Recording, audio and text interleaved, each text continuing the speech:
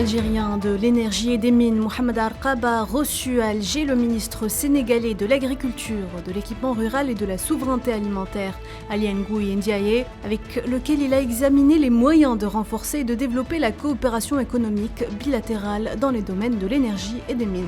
Dans un communiqué, le ministère de la Santé palestinien a annoncé que 3 Palestiniens sont tombés en martyrs dans la nuit de dimanche à lundi dans le nord de la Cisjordanie occupée sous les balles des forces de l'occupation sioniste. La première ministre italienne Giorgia Meloni a visité dimanche des habitations inondées dans le nord-est de l'Italie après avoir précipitamment quitté le sommet du G7 à Hiroshima au Japon pour rentrer dans son pays à la suite des inondations qui ont fait 14 morts.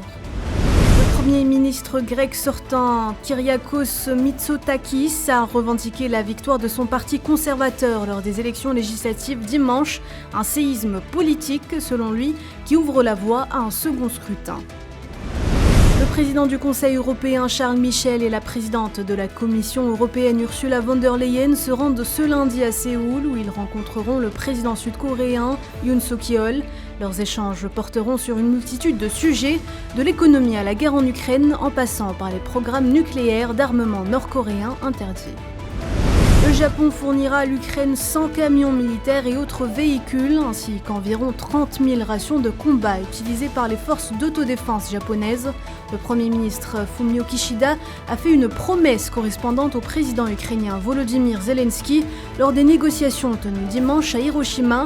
C'est ce qu'indique un communiqué du ministère japonais des Affaires étrangères. La première raquette de la Russie, Daniil Medvedev, a battu dimanche le Danois Holger Rune en finale du tournoi de la série Masters de l'Association des professionnels du tennis à Rome. Il s'agit de sa 5e victoire pendant cette saison.